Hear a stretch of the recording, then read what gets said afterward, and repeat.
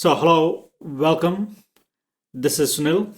In this episode, I'm going to go through 19 bad, if you understand from talking or reading, and if you've been researching. So, rich people generally own assets, middle class or lower upper middle class, they own liabilities, and poor people generally just have expenses. Before starting, they probably number one thing as a ground rule foundation to all these 19 bad habits I'm going to talk about is taking advice from people who are poor or who don't know anything about finances. So you and I, we are always surrounded by people who are always giving advice about finances. Let's continue the habits, but first thing, understand not to take advice from people who are poor. You look for degree and experience when it comes to doctors, lawyers, other certified professionals, but when it comes to finance, we somehow tend to ask our neighbors or friends, cousin, or somebody to somewhere here say, this is the best advice or this is what needs to be done. So probably let's set up a ground rule saying that not to listen to people who don't have money. And then let's continue with the 19 money habits. So could you do me a favor and hit the like and subscribe button? This helps me tremendously, and also it helps the YouTube algorithm. Okay, thank you for doing that. Let's start with the first money habit. The first money habit, I would say, this is not in the right any particular order. I feel this 19 are important. So depending on your circumstances, some might rank higher than the others, but this is just 19 what I feel is the best money habits to follow. So the number one is not paying yourself. So not paying yourself is one of the biggest philosophy or a principle you want to make sure is the moment you get a pay, you want to do is pay yourself.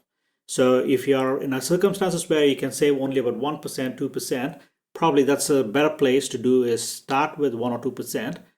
And before you get any payments and other things, make sure you open at least 3 bank accounts. One is expenses, one is current, and one is investment. So investment, current spending, and savings. So probably these are the 3 buckets which you don't need any money to open an account. I'm guessing you already have an account. So you just make sure that the amount is done and it is automated. So the moment you get £1,000, let's say £1,000 every month, so you want to automatically make sure the moment it hits the same day or the next day for, let's say, 15%. So the $150 goes into investment, $10 goes into your savings, and you're left out with $750, which is your expenses. So pay yourself first and take that willpower out of the equation. So you and I, we are known to lose our willpower. It's difficult. So let it be automated, open the account, and then go to do that thing so that the money is automatically paid. Number 2 is lifestyle inflation or lifestyle creep, depending on where you read and how you read it. This is another lifestyle inflation creep. So if your pay increases by $500, we tend to buy more things or subscribe more things. That's called lifestyle inflation. So what we want to do is keep our lifestyle where it was prior to that $500 pay, extra pay, and then maintain that so that 500 now automatically goes into either investment or saving. Number 3, not tracking your financials. So one of the bad habit I feel is like 64% of Americans in a study recently, they are on mouth-to-mouth paycheck. So not understanding your income, not understanding your expenses is very important. So I would go through but 5 or 6 videos. And I've done a video about how to track your expenses if you're interested. I go through, there is a free budget planner spreadsheet. I go through how to plan, what to do, and how to save for your investment and your savings. So knowing your expenses and your income is super critical. Is one of the things, if you know what needs to be done, then the chances are you're going to do. Number 4, borrowing more than you can afford. So right now for the last decade, especially I'm from UK, the interest rates in UK were much lower, especially when you're buying a property and other things. But right now the interest rates are really high and the inflations are really high. If you had borrowed more than what you can pay during when the interest rates were lower, right now a lot of people are either selling the house or they're in a really tough situation right now, not able to pay. So what you want to do is not to outstretch yourself. Just pay just enough. So the thumb rule for buying a mortgage, as an example, is 3.5 times your pay. That's a safe rate. So living below your means and also not exceeding your spending. That's number 4. Number 5, I feel people don't plan for a long term. Especially coming from an Indian family, we are always thinking about retirement because in India we don't have, can't rely on government. We don't have health service like US, and so we are always thinking about retirement, what I need to do, where I need to settle. But when I see people in Europe, US, Canada, other places where I've worked, they don't tend to see, they don't plan long-term future or long-term retirement savings. So having an idea of how much you need and to save is very important. So if you want to know how much you want to save for retirement, from completely zero to your, I've put in another video, have a look at that video. So it gives you a breakdown of what you need, how to plan, and how to get your retirement. Number 6, just relying on one source of income. Especially me, it's very stressful for me to just really think about just one source of income. So I'm a married guy. I got 2 young kids. My wife and I, we both work, and then we both invest into stocks and shares and rental. And I do a lot of side hustles like YouTube, sell paintings, stocks and shares, multiple things. I don't rely on just one single income. So what if I lose my job tomorrow? That's a question I kind of have on my mind. So I try to make sure the bottlenecks and I put in the necessary skills or education required so that I can either earn more money or I have other skills to earn some money. So there's always more than one skills which is running. Number 7 is being too cheap in the wrong areas. This is especially for penny savings. So I see a deal here, 10 pence, 20 pence, 30 pence.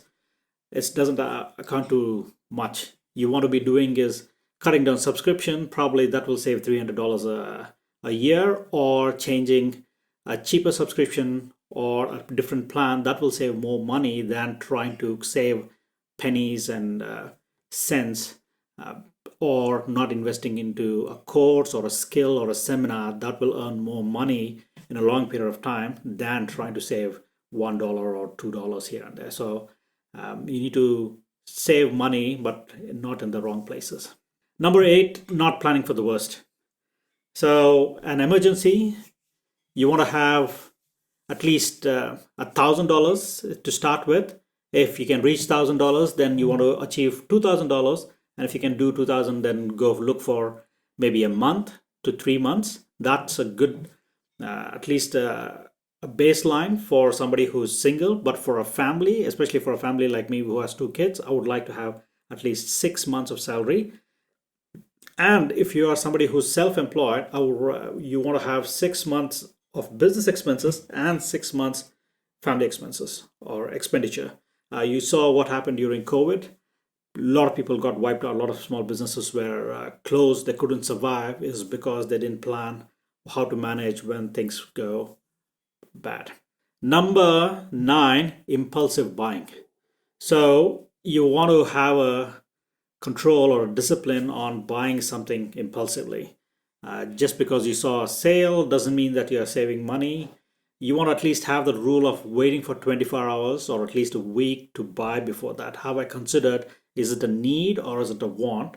And chances are it's just a want. So you want to have the discipline to not buy it and stop impulsive. Just give it to 24 hours, and after that is still something you need or you want to buy, then look for maybe a used one. You don't have to have the latest tech. You can just buy an iPhone 14. Don't have to buy the iPhone 15. So I'm in 2023 at the moment. So you're looking for the same type of things what you want to buy, but look for a bargain, a marketplace. Just try to hold on to that impulse not to buy, make an impulsive buy. Number 10, keeping up with Joneses. Keeping up with Joneses or trying to look rich by matching what others are buying is a sure disaster for your finances. It's not going to make you happy because the whole market is geared towards making people buy more and more stuff. Every year when you look at the cars, every year there's a new car, every year there's a headlight change. you just can't keep up. I just don't know how people can even keep up with something like that. Just thinking about it makes me exhausting. So you want to either you can look rich and be miserable and poor, or put into the right investments or in the savings bucket and be actually rich in coming years and decades and other things. So not to keep up with your Joneses. Number 11, paying the minimum on your credit card or high interest rate debt. So high interest rates, anything above 6 or 8% is high interest rate. That's what I would like to consider. Credit cards charge 18 to 24%. Let me pause that for a second. 18 to 24%. So it's just extremely high. You want to pay as much as possible. If you have high interest credit card, I wouldn't even put the money into investment and saving. I would just save, pay as fast as possible, because you are saving 18 to 24%. Basically, it's tax free earning by paying off sooner. You want to not get into that scenario in the first place, but when you're there, you want to pay that and not stick with just paying the minimum. You want to stretch as much as possible, pay whatever you can, the big chunk, and then the remaining for your expenses till you finish your credit card or high interest debt, and then think about investing and saving. Investing and saving should be the second only after you're trying to save your high interest saving. And number 12, this is for 9 to 5, not asking for a raise. People, you know the market, you've been in the market for so long, and people tend to be in a company for a very long time, 10 years, 12 years, 15 years. I'm one of those people. I'm very uncomfortable asking for a pay hike, but what I do is I keep changing jobs every now and then so that I can get a better hike. A lot of people are much more confident, and I know a lot of people who have asked and have gotten a better hike.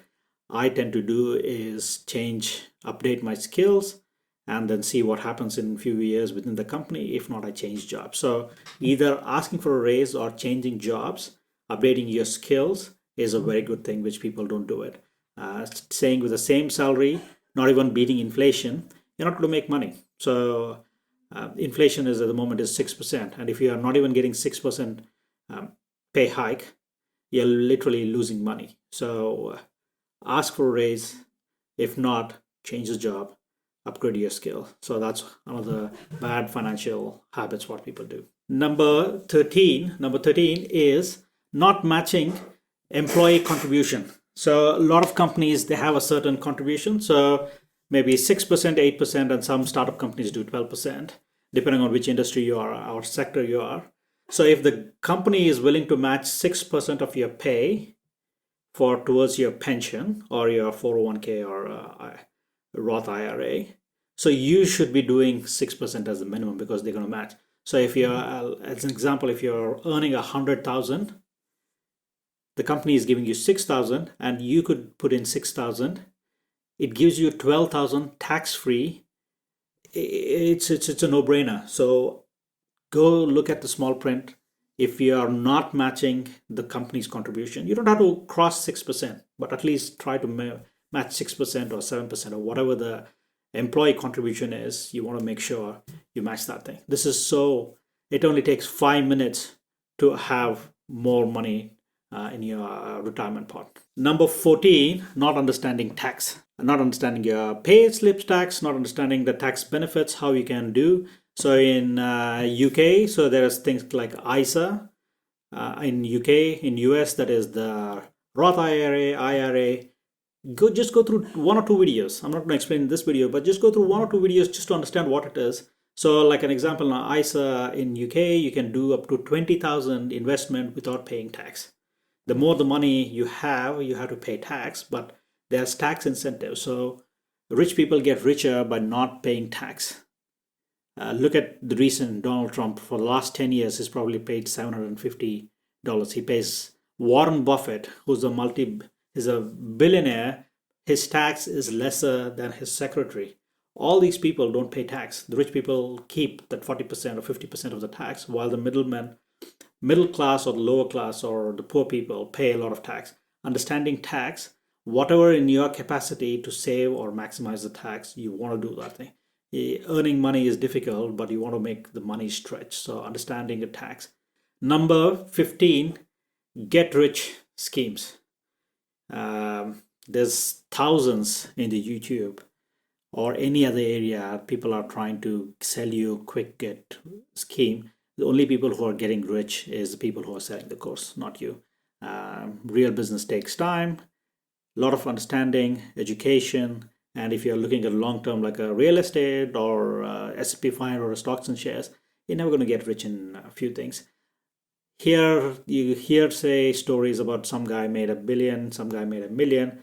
That's generally not true, and you shouldn't be heeding towards that. So rule number 1, not to lose your money, and rule number 2, don't forget not to lose your money. So the money you want to invest into, even if it's a low risk, but into better understandable investment. Don't invest into something which you don't understand. Number 16 is investing money into just a normal account or a checking account. Checking account doesn't give you any interest. At least you can do is look at high interest saving accounts. So if the inflation is 6%, you want to be there so that you can beat the inflation or at least match the inflation. So basically inflation means if you got $100 in your account and inflation is 10% as an example, end of the year you're left out with $90. So you're losing $10 because of inflation. So ideally you want interest so that it will keep $100, 100 or earn more. So just having cash, if it's not an emergency, don't keep cash into a current savings. You need to invest into a high interest saving account or look for other stocks and shares. My preferred stocks and share for somebody who doesn't understand much, is SP 500. So it's an index exchange traded fund. So if you're interested, there's another video which goes through how to invest if you're a beginner. Number 17, people tend to spend on random things because they get the paycheck, they want to go buy something. Sometimes they don't know as what to invest or how is there a better way to spend the money. Not knowing how to spend money, as naive as it sounds, sometimes people buy just because they are buying. They buy random things which they don't need. It's a hedonic adaptation. So you buy something within a week or within a couple of days, you get used to that. You want to have something which will last for a longer time. So knowing what to invest, knowing what you want in life is very important. So that trying to finish that financial gap, bridge the financial gap is very important. Number 18, take measured risk. We are risk averse, that's understandable. Not taking a risk is much riskier than taking some measured risk. Invest into low cost index funds, invest into local real estate where you know the market, invest into education, skills, course, seminars. Those are still, you're spending money, but they are very measurable risk. Not taking any risk at all is probably, I highly want to say people not to do that thing. Probably is like high risk not to take risk than to take measured risk. So depending on your interest level and skill and your risk profile, you want to take some measured skill. Not taking any measured skill is a no. Number 19, and this is the last one, is especially during Christmas, I'm doing just in December, buy now and pay later in 4 easy installments or 10 easy installments. This is something companies are geared towards trying to exploit people who don't understand credit cards, interest rates, and other things. So you want to stay away from buy now, pay later. If you, it's a discipline. If you want something, you want to save some money over a period of a few months and then buy it, or think about using, as I mentioned, used one, a marketplace. You don't have to buy the latest tech. If you are poor and if you don't have a lot of money, probably you're not in the best place to be buying new thing. So you want to have that buffer, saving, investment, and your expenditure get in order first before spending money or investing. I hope this video was informative and helped few people not to make those bad decisions. So a few of them you might have already known, maybe a few of them are new and it's just a different perspective. I'm a mechanical engineer who's been investing for the last 15-20 years right now into real estate, stocks and shares, and I came from a very, very poor family. So these are the things I wish I knew in my 20s, even in early 30s. here where I am right now, where I am. So at least I know now, and that I'm trying to make the best of the situation and putting in some videos. Hopefully, they don't make the same mistakes I did. Till next time, thank you and bye.